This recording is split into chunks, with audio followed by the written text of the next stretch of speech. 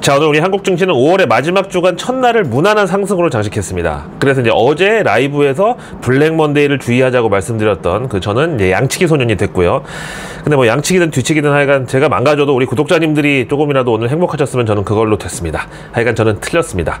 어쨌든 그래서 우리가 미국 증시 주말 급락에도 불구하고 오늘 개장부터 여유있게 상승 출발을 해서 막판까지 코스피, 코스닥, 양시장 모두 1% 넘는 상승 마감을 한 이유가 과연 뭐였냐. 참 이제는 미국 현지 시간 일요일에도 방심할 수가 없는 게 트럼프가 뭐 주말에 골프 치러 마랄라고를 가면서도 아니면 혼자 집에 있다가 심심하면 또 스마트폰 집어들고 본인 SNS를 하여간 쉬지 않고 계속 그 참 성인 ADHD 환자 같은 소리를 수시로 뱉어내기 때문인데요. 일단 주말 미국 증시의 하락은 원인은 뭐였냐. 트럼프가 EU 즉 유럽연합에 대해서 바로 6월 1일부터 50% 관세를 때리겠다고 경고한 것 때문이었는데 근데 갑자기 오늘 새벽에 트럼프가 또 본인 SNS에다가 그 유럽연합에 대한 50% 관세를 다시 7월로 유예해주겠다고 하루 만에 지가 말한 걸 지가 또 뒤집어 버렸습니다. 아니 진짜 그놈의 손가락을 진짜 누가 잘 때 지문을 사포로 좀 다 밀어버려가지고 스마트폰 터치를 못하게 만들든가 해야지. 진짜 환장하겠네요. 하여튼 이걸로 인해서 오늘 같은 날은 착한 변덕. 그래서 오늘 바로 우리 개장 전에 나스닥 선물이 지난 토요일 새벽에 그 나스닥 지수 빠졌던 것만큼 그대로 V자 반등이 나와버렸고요. 그래서 오늘 우리 한국 증시도 여기 바통 터치를 하면서 마치 무슨 일 있었냐는 듯이 상승 출발을 한 거고 이걸 이제 끝까지 지켜나갔습니다. 거기다가 그 트럼프가 주말에 또 애플과 함께 딱 찍어서 삼성전자를 저격했잖아요. 그러면서 얘네들은 내년에 흙이 들어가는 한이 있어도 하여튼 스마트폰 전부 해외에서 만들어다 미국에서 파는 애들 내가 25% 관세 치료로 마사지를 해주겠다고 그렇게 이제 애플과 삼성전자를 지목했는데 그래서 주말에 애플이 요거 때문에 3% 급락했고 오늘 우리 삼성전자도 제가 걱정된다고 그래서 이제 블랙 먼데이를 우려했었는데 아까 말씀드린 대로 오늘 눈 뜨자마자 식전 대바람부터 트럼프가 EU 유럽연합 관세 유예 7월까지 밀어준다는 소식이 뜨면서 가면서 이것도 역시 그럼 뻥카 아니었나? 그래서 이제 트럼프가 애플, 삼성전자 딱 찍어가지고 25%야, 무려. 이 관세 치료 예고한 것도 결국 헛소리인가?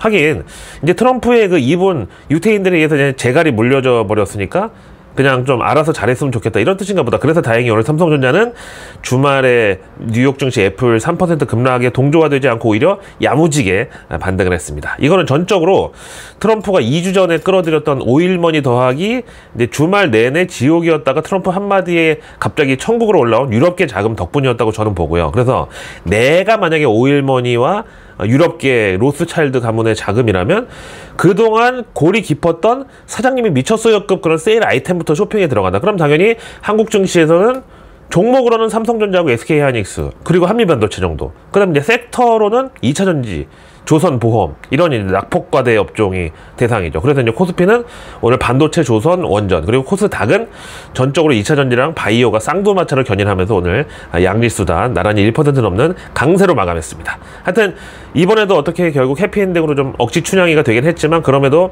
참 이놈의 트럼프가 또 언제 그렇게 성인 ADHD 증상을 보이면서 그 트럼프 리스크가 또 한번 파도를 칠지. 이거는 작년부터 정작 미국 대선이 시작도 전에 그 트럼프 리스크로 시작을 해가지고 취임 올해 하자마자 바로 오럴 리스크 거기다 이제는 관세 갑질할까지 더 이상 뭐 갖다 붙일 워딩도 없는 좀 그런 상황인데 근데 문제는 트럼프의 이건 개같은 변덕과 ADHD 환자 같은 발언도 짜증나지만 트럼프가 계속 이런 식으로 예측 불가능한 언행을 지속할수록 연준은 더더욱 입에 자꾸 채우고 또 이 일을 앙다물고 금리 인하를 우리는 안 해주겠다. 트럼프 때문에라도 매파적 대응을 하겠다. 이렇게 나설 수밖에 없다는 거죠. 그럼에도 불구하고 미국은 오늘 이제 월요일이 메모리얼 데이로 공휴일 겸 휴장인데요. 이제 현지 SNS에서는 요런 짤이 또 이제 유행을 하고 있는데 바로 미국에서 물보다 더 생필품이라고 할 수 있는 게 이제 휘발유 가격. 여기에 대해서 이제 제가 지난 라이브 때 말씀드린 이 메모리얼 데이의 의미는 사실 우리로 치면 현충일 같은 뭐 전몰 군경의 날 이렇게 되어 있는데 실제로는 요 메모리얼 데이 그러니까 5월 마지막 월요일이 미국에서는 본격 휴가철 시작을 알리는 그 시기란 말이죠. 근데 보시다시피 이 메모리얼 데이 개솔린 가격이 지난 바이든 정부 3년 대비 현저하게 지금 낮은 수준으로 떨어졌단 말이죠. 그럼 이제 앞에서 말씀드린 대로 물보다 휘발유가 더 생필품이라고. 그러니까 차가 없으면 동네 마트도 또 애들하고 어디 뭐 공원조차 가기 힘든 그런 미국에서 당장 휘발유 값이 이렇게 4년 만에 최저치까지 떨어지니까 미국 국민들은 기름값이 세이브된 만큼 다른 데다 소비할 여력이 커지는 그래서 이제 흔히 말하는 가처분 소득 증가 효과를 누리게 됐다는 거죠. 거죠. 바로 요걸 이제 트럼프가 지난 중동 순방에서 그 석유 수출국 기구인 오페크의 의장국 사우디아라비아를 비롯해서 산유국들로 하여금 인위적으로 유가를 올리려는 그런 감사는 좀 자제하도록 그렇게 딜을 하고 온 게 바로 트럼프의 업적이었다 요거죠. 그래서 뭐 이제 미국의 경우는 이 메모리얼 데이 하루만큼은 이제 우리 현충일처럼 나이트도 클럽도 다 문 닫고 뭐 그런 문화는 없고요. 대신에 트럼프가 기름값을 떨어뜨려 준 만큼 그만큼 물가도 이제 떨어지고 그래서 행복한 메모리얼 데이 연휴다. 이런 분위기가 현지에서 이제 나돌고 있는 거죠. 그래서 이제 트럼프가 요 메모리얼 데이 연설은 아직은 안 했지만 분명히 이제 또 요거 봐라. 바이든 때와 다르게 개솔린 값도 내가 눌러놨고 니들이 그렇게 불확실성이라고 멍석마리를 했던 관세도 특별히 인플레이션 압박하는 정황이 안 나타나는데 왜 자꾸 연준 그놈들은 금리 인하를 안 하고 버티는 거냐. 어차피 연준 니네도 그거 니네 돈도 다 아닌데 왜 중간에서 완장질이냐. 그러니까 너 제롬 파월 미스터 투 레이트 이런 소리 듣는 거 아니냐. 그래서 이제 이건 우리말로 제롬 파월이니까 제시라고 치고 이름이 투 레이트니까 네 이름은 제 뒷북이다. 뭐 제 지각 엄마 제 또 늦어 뭐 이런 식으로 현직 대통령이 연준 의장을 능욕하는 소리죠. 자, 그래서 이제 현재 미국은 때 아닌 3조 호황, 그러니까 저유가 저달러 저물가 이제 이런 호사를 누리고 있는데 문제는 이런 미국 주변국들의 경우는 관세 때문에 피로도가 지금 거의 극에 달한 지경이고요.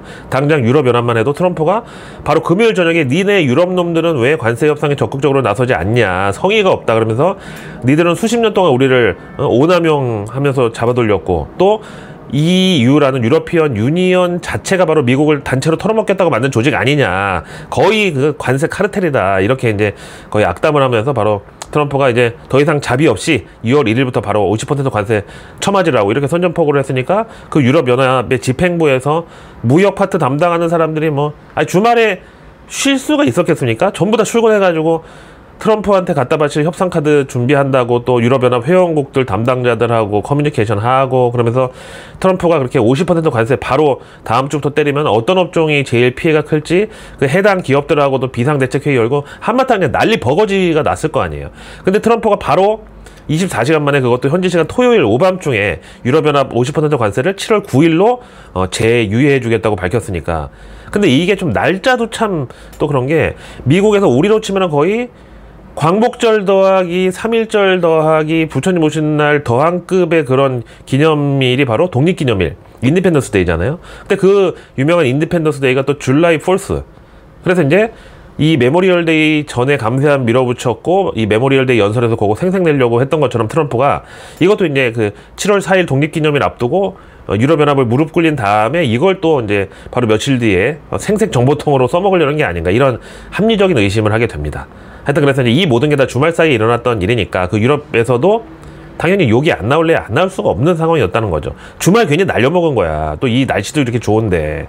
자, 그러면 유럽연합이 정말 그 연합된 그 힘으로다가 트럼프를 비난하려고 하지도 못하는 게 역시 이제 유럽도 에너지 자금률이 많이 부족한 나라들이기 때문에 국제 유가에 민감할 수밖에 없는데 근데 그 유가의 경우 지난 트럼프의 중동 순방 이후에 안 그래도 낮았던 유가가 계단식으로 한 번을 더 주저앉아 버리니까 이제 유럽계 하우스들도 올해 유가 전망을 일제히 하향을 했습니다. 근데 그만큼 유럽도 역시 일반 서민들의 가처분 소득 증가 효과가 있는 거죠. 그러니까 유럽 내의 공공 서비스, 교통, 화물, 운송, 뭐 화력 발전 비용, 그다음에 제조업체들의 생산비 이런 것들 다 떨어지는 효과를 보게 되는 거죠. 그럼 이제 트럼프 관세 불확실성이라는 채찍에다가 이 저유가라는 당근을 같이 매겨주니까 이게 참 유럽 각국 정부에서도 마침 또 지난 그 유럽 연합 총선에서 대부분 중도 우파가 과반을 차지했겠다. 그러니 트럼프가 작년 대선 캠페인부터 그 바이든 정부의 신재생 에너지 정책이 인플레이션을 만든 범인이라고 그 친환경 마피아를 때려보시면 자동으로 인플레이션은 떨어지고 만다. 그래서 내가 그걸 해결하겠다고 그러면서 이제 바로 지난번에 중동 날아가서 그야말로 그냥 말펀치 몇 방으로 그냥 국제 유가를 또 눌러버렸으니 이거는 사실 인정을 하지 않을 수가 없죠. 그럼 이제 당시에 뭐 방산을 비롯해서 뭐 여러 가지 경제 협정을 맺은 것도 있지만 중동의 오일먼 입장에서는 석유 팔아서 돈이 안 남으면 어디서 돈을 그럼 메꾸냐, 어디서 수익을 내야 되냐, 바로 금융시장. 그래서 이제 트럼프는 또 그걸 역이용해서 연준의 빈자리에다가 그 오일머니를 갖다 꽂고 그다음 이제 유럽의 경우도 주말에 실컷 가스라이팅을 당한 다음에 갑자기 일요일 밤에 이제 트럼프가 구세주 역할로 관세를 다시 이제 7월 9일로 미뤄졌으니까 이제 오늘 우리 한국 증시를 봐서는 그 오일머니하고 이렇게 자금이 야 그럼 빨리 한국 시장에서도 이제 수익 내고, 왜냐면 오늘 밤에 미국은 휴장이기 때문에. 그래서 이제 마음 급하게 외국인들이 이제 순매수를 좀 보태지 않았나. 그래서 지난 주말 뉴욕 증시에서는 하방으로 공격했던 그런 유럽계 자금도 오늘 우리 한국 증시에서는 그대로 이제 순매수로 들어왔다. 그래서 이제 대표적으로 영국의 싱크탱크인 캐피탈 이코노믹스 측에서는 사우디가 눈치 안 보고 증산을 계속하면은 다른 오페크 회원국들도 독자적으로 증산에 동참을 하면서 내년 2026년 말까지 중동 지역 원유 생산량은 계속 늘어날 수밖에 없다. 그래서 국제유가는 이렇게 생산량이 늘어나고 공급이 늘어나니까 당연히 경제학에서 나오는 서플라이하고 디맨드가 만나는 요 지점이 프라이스잖아요. 그러니까 서플라이가 계속 오른쪽으로 늘어나니까 당연히 가격은 떨어질 수밖에 없는 거잖아요. 그래서 당분간 국제유가는 60달러 위로 올라갈 수가 없고, 만약에 이제 일시적으로 스페큘레이션, 이런 이제 투기 수요에 따라서 올라간다고 한들 곰방 또 바로 숏을 때려 맞을 것이다. 그럼 이제 증시에서 정유주 가진 분들 입장에서는 지금 떨줍을 하면서 기다려야 되냐, 언젠가는 유가 다시 반등하지 않겠냐, 이렇게 생각하실 수 있겠는데, 그 유가 반등 시점에 대해서 캐피탈 이코노믹스 측에서는 유가의 반등 시점은 이제 혹시라도 사우디나 바레인처럼 원유 생산 단가가 높은 나라들이 저유가를 도저히 감당 못해가지고 재정 적자 확대를 막기 위한 긴축에 나서는 그 단계가 오면 그제서야 유가가 반등할 수 있는데, 아니 그래도 암만 그래도 명색이 산유국인데 가오 빠지게 정부 부채 부담 때문에 긴축 재정한다고 그런 선언을 대외적으로 한다는 걸, 이걸 기다린다는 게 솔직히 좀 와닿지 않는 소리 아닐까요? 내일 뉴스는 내일 보면 너무 늦습니다. 런던 고라니의 내일 뉴스 미리 보기. 런던 고라니의 내일 뉴스 미리 보기. 구독, 좋아요, 알림 설정까지! 러나 반갑습니다. 자, 오늘 우리 한국 증시 코스피는 아시아 증시 전체를 통틀어서 챔피언 먹어버렸습니다. 그렇게 이제 다시 2600포인트가 재탈환을 한 거고, 그만큼 이제 거꾸로 말하면 한국 증시가 공매도 재개된 뒤로 2달 넘게 많이 이제 하방으로 때려 맞아서 더 이상 이제 하방으로 누르기보다는 여기서 한번 쇼커버링으로 들어올리는 게 더 수익 내기 좋은 환경이 됐다라고 볼 수도 있죠. 그렇다고 2차 전지를 비롯한 기존 또 그 마바라들이 추천한 바이오 이런 것들이 추세적인 반등 시점이 왔다는 얘기는 아닙니다.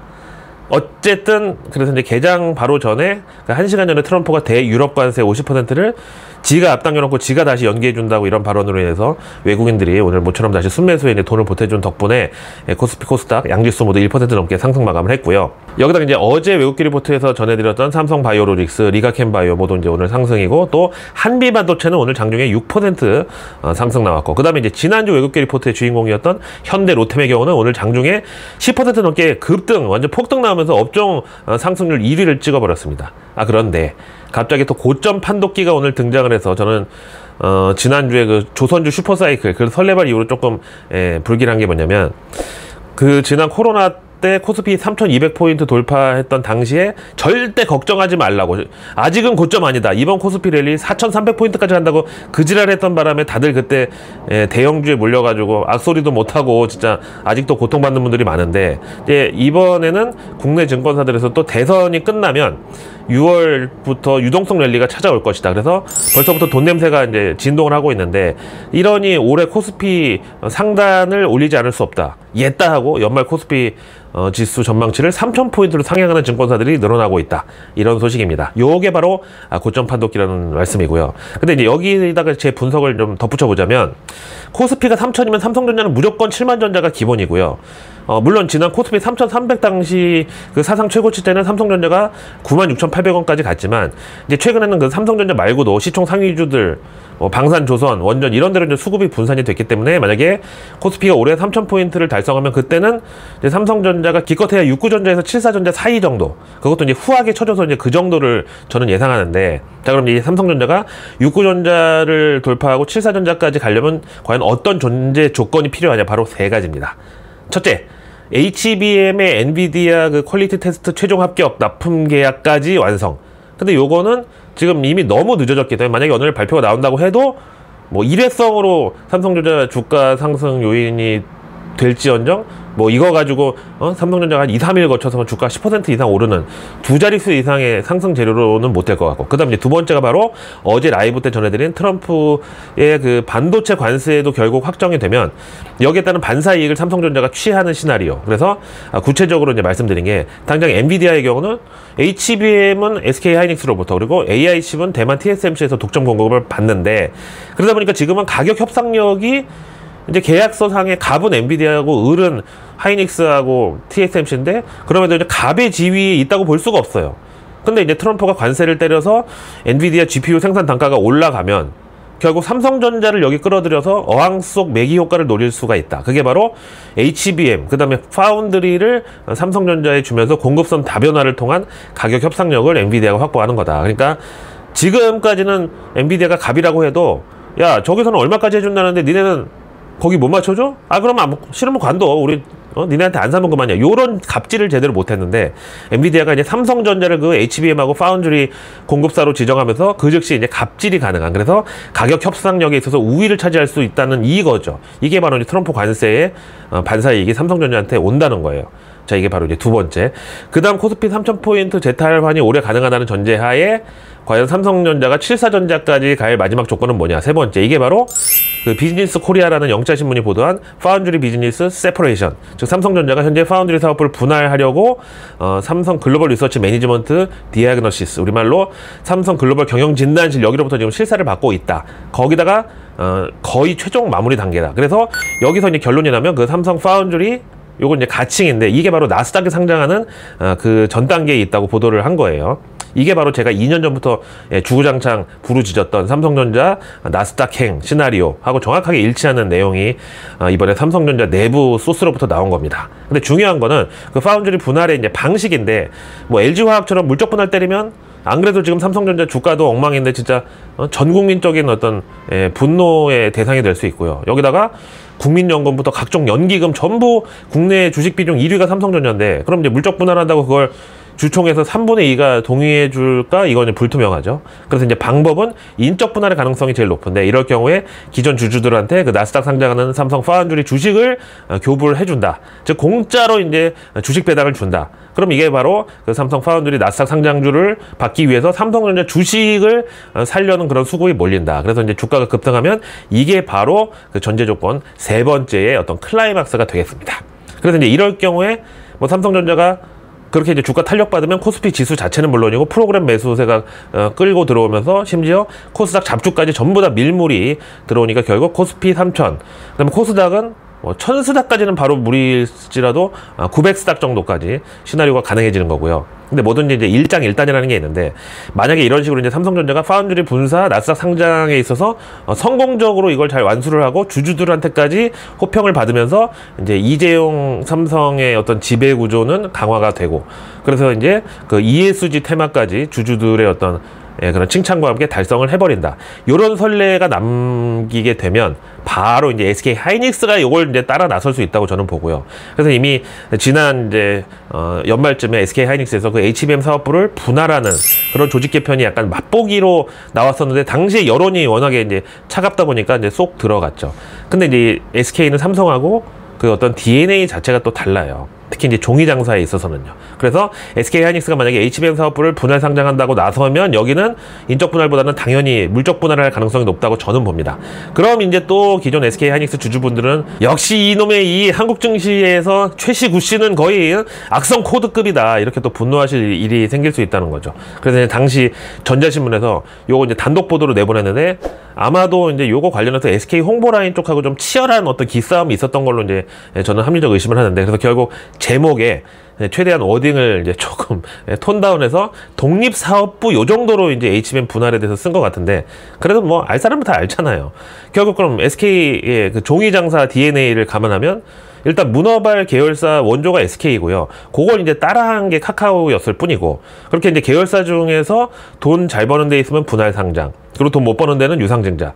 그러다 이제 이것도 이제 안 통하면 그냥 돈 잘 버는 데랑 합병시켜버리고, 그러다가 이제 고비 넘기면 또 다시 분리시켜버리고, 이런 걸 우리가 이제 한두 해 봐온 게 아니잖아요.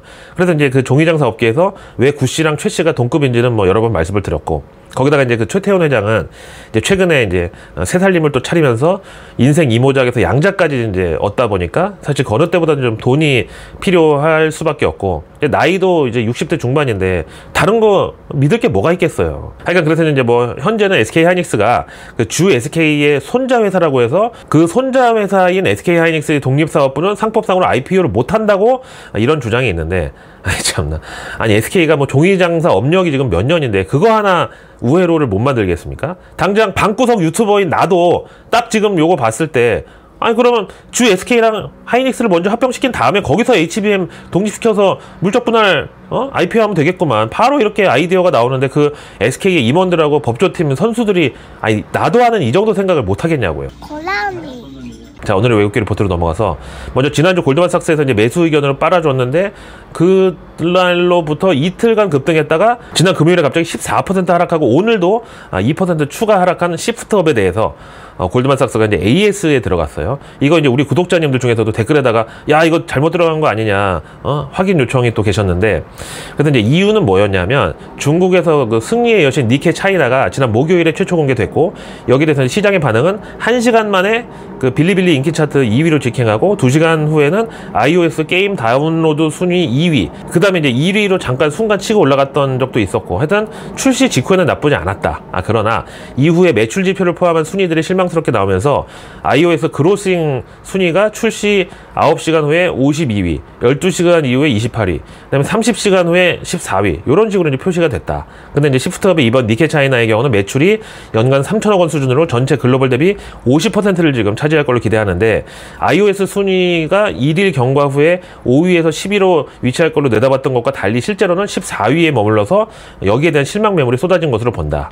그럼에도 불구하고 골드만삭스는 이 시프트업의 급락이 과도한 반응이라고 보고 그 이유를 이제 두 가지로 댔는데, 첫째는 iOS 외에도 PC 버전 매출이 존재를 하는데 이게 글로벌 기준 18% 수준으로 추정이 되기 때문에 적지 않다. 그 다음에 두 번째가 이 iOS 매출 비중은 게임별로 편차가 워낙에 커서 단일 지표로 총 매출 판단은 부적절하다. 그러면서 이제 과거에 이 니케 글로벌 버전도 2023년 4월 반년차 업데이트 후에 iOS 매출 순위가 갑자기 급등했던 사례가 있었다. 당시 한국에서 4위, 일본 2위, 대만 4위, 미국 12위 이런 식으로 나왔었다.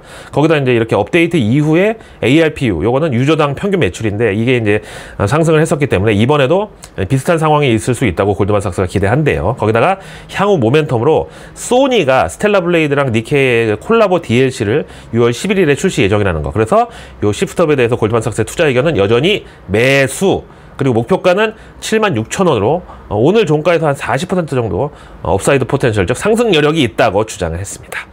다음 외국계 리포트는 한화솔루션에 대해서 JP모간이 지난 4월 한화솔루션 주가가 좋았었고 그때 이제 급등이 나왔었는데, 이거는 대선 테마로 신재생에너지 그리고 신규 자회사 엔핀을 출범했는데 여기에 대한 각각 기대감들이었다. 근데 JP모간은 이게 아무리 봐도 좀 못마땅하다. 이유가 트럼프 감세안에서 ITC, 요거는 투자세 공제인데 이거가 삭제됐고, 그 다음에 TPO, 그러니까 태양광 리스 모델에 대한 공제 금지 조항, 이것도 이제 포함됐고, 이게 이제 상원에서도 지금 통과 직전인데 결국 상원도 공화당이 지금 과반이니까 통과가 되고 나면 태양광 수요 위축의 가능성으로 연결된다. 근데 이 한화솔루션이 미국 내 주거용 태양광 모듈 시장 점유율이 1위인 만큼 여파도 더 세게 맞을 것으로 보고, 그래서 투자 의견은 기존 뉴트럴, 즉 중립에서 이번에 언저웨이트, 그러니까 비중 축소로 후려치고 한화솔루션 목표가를 22,000원으로 콜했습니다. 그 다음 이제 모처럼 등장한 강원랜드에 대해서는 UBS가 최근에 강원랜드는 문체부로부터 매스 플로어에 있는 블랙잭 테이블 2개의 베팅 한도를 게임당 10만원에서 30만원으로 3배 상향 조정하는 승인을 받았다. 근데 이제 강원랜드 런칭 이후 정부가 이 매스 고객을 대상으로 이제 베팅 한도를 인상한 것은 이번이 처음이고, 뭐든지 이제 처음이 중요하죠. 그래서 이거는 2013년에 대규모 수용 인원 확장, 그 다음에 2020년에 코로나 관련 조치 다음으로 강원랜드의 큰 이벤트다. 그래서 현재 강원랜드 매스플로어에서 총 173개의 테이블 게임, 여기 뭐 블랙잭 58개, 바카라 77개, 기타 이런 걸 운영 중이니까 이번 조치로 인한 총 게임 매출, 그 GGR의 잠재적 영향은 연간 1% 증가로 추정된다. 그럼 겨우 1%야 라고 하기에는 워낙에 여기 돌아가는 액수가 크니까. 거기다가 이제 오는 6월 3일 한국의 대선 이후에 심리 개선도 기대하는데 그 강원랜드 CEO 선임 관련해서는 지난 3월 26일에 주총이 있었는데 당시 이제 신규 CEO 선임안이 빠졌다 안건에서. 그래서 이제 차기 정부에서 이제 내리꽂을 거다. 그걸 기다리는 것 같다. 근데 만약에 누가 오든 간에 강원랜드 활성화 쪽으로 경영할 것으로 UBS가 관측을 하고 있대요. 그래서 투자 의견은 매수, 그리고 목표가는 22,000원으로 역시 콜했습니다. 참 저는 이 강원랜드 관련해서 뭐 다큐 같은 데 보면은 카지노 노숙자 이런 것들 참 많이 나오고 도박의 폐해 막 이런 것들도 사실 좀 심각한 것도 사실인데, 근데 어느 날 그 기사를 보니까 어떤 시민단체에서 이 카지노 피해자 모임을 초청해 가지고 이 사람들한테 정부가 또 보상하라고 그런 성명을 냈던데, 아니 이게 맞나요? 아니 피해자라니요. 누가 그 사람들 강원랜드에 납치에다가 그 승마할 때 말에다가 그 눈에 씌우는 양쪽 옆에 못 보게 하는 그거 씌워놓고 앞에만 보고 강제로 도박시켰나요 거기서? 아 근데 이런 사람들한테까지 왜 우리 세금으로 피해자로 보상을 해줘야 된다는 거죠? 아 제가 장담하는데 그런 사람들한테 푼돈이든 뭐든 하여튼 돈 쥐어주면 바로 그걸로 이제 또 도박한다고. 강원랜드 갈 차비가 없으면 바로 이제 스마트폰으로 요즘 이제 온라인 바카라 있잖아. 그래서 저는 이번 대선에서 이제 누가 대통령이 되든 진짜 이런 꼴은 더 이상은 보고 싶지가 않습니다. 아 그래서 내일 뉴스는 내일 보면 너무너무 늦습니다. 구독과 알림 설정 내가 다 목이면 해. 그리고 주변에 소중한 분들께 내일 뉴스 미리 보기를 공유해 주세요. 그럼 제가 아직 나오지 않은 오늘 뉴스도 아닌 내일의 뉴스를 매일 저녁 여러분들 안방으로 직접 배달갑니다. 자 내일은 이제 5월의 마지막 화요일이자 27일이고요. 오늘 밤에 미국 증시가 메모리얼 데이로 휴장이라서 내일 새벽에 우리가 미국 증시 마감을 확인할 건 없고, 그렇다고 이제 또 그놈의 트럼프의 요 오럴 리스크 이분 이제는 뭐 연휴고 주말이고 없기 때문에 또 긴장을 늦출 수가 없긴 한데, 그럼에도 내일 이제 우리 정부 일정 가운데 기념비적인 이벤트는 바로 항공우주 주간, 우주항공 주간 선포식. 요거야말로 이제 어떤 초당적인 전 국가적인 그런 이벤트 아니겠습니까? 자, 그래서 이제 내일 A급 정부 지표가 또 대기를 하고 있는데, 이 중 하나가 원스톱 수출 지원단 핀테크 분야 수출 기업 간담회, 그 다음에 세계은행과의 협력을 통해서 한국의 혁신 농업 기술과 지식을 개도국들과 공유, 이렇게 이제 두 가지가 A급인데, 그래서 이제 증시 테마로는 핀테크, 그 다음에 스마트팜 이렇게 되겠습니다. 그 다음으로 또 이제 중요한 정부 일정이 공공주차장 재생에너지 설비 설치 의무화를 포함한 신재생 에너지법이 내일부터 정식으로 공표가 되는 거. 요거는 이제 이재명, 김문수 두 후보 다 이제 신재생 에너지에 대한 어떤 의지는 있었는데, 근데 중요한 거는 이재명 후보하고 약간 테마가 이제 동조화되고 있어서 지난 2차 TV 토론에서 신재생 에너지 어떤 효율성과 무용론 이런 거에 대해서 좀 약간 공격이 있긴 했습니다. 그 다음에 또 내일 한국과 싱가포르 간 공급망 위기 대응 공동 시스템 마련 차원에서 바이오 협력 강화. 요것도 이제 중요한 이슈죠. 그래서 이제 이 중에서 싱가포르 바이오 공급망 강화는 싱가포르가 이제 아시아 바이오 허브로 이제 떠올랐는데, 우리 증시에서도 여기 이제 싱가포르 바이오 법인에 투자했거나 그러니까 현지 법인을 설립해서 제휴를 맺었다든가 그런 이제 K 바이오 기업들이 주인공인데, 제가 이제 다트에서 검색해 보니까 파마 리서치, 요게 이제 최근에 튜링 바이오 인수하면서 싱가포르 현지 법인을 설립했다고 나와 있어요. 자, 그럼 이제 내일 경제 지표는 5월 소비자 동향 조사 결과 나오고, 그다음 내일 이제 증시 일정은 링크 솔루션이 이틀 일정으로 공모 청약에 돌입하고, 그다음 내일 이제 또 증시 마감하고 저녁 때 대선 후보 3차 TV 토론이 또 예정이 되어 있는데, 사실상 이게 6월 3일 대선 전의 마지막 TV 토론입니다. 그리고 이제 내일 밤에는 테무 운영사 핀두어더 실적 발표가 미국 증시에서 예정이 되어 있습니다. 자, 오늘 하루도 고생 많으셨고요. 저는 내일의 내일 뉴스를 또 들고 다시 찾아뵙겠습니다. 자, 요즘 이제 일교차가 큰 날씨가 계속되고 있고요. 그래서 아침에 창문 열면 바로 3월 기온이고 낮에는 또 한여름입니다. 그럼에도 불구하고 일교차 없는 애널리스트, I'm your 애널리스트 런던 고라니 김희욱이었습니다.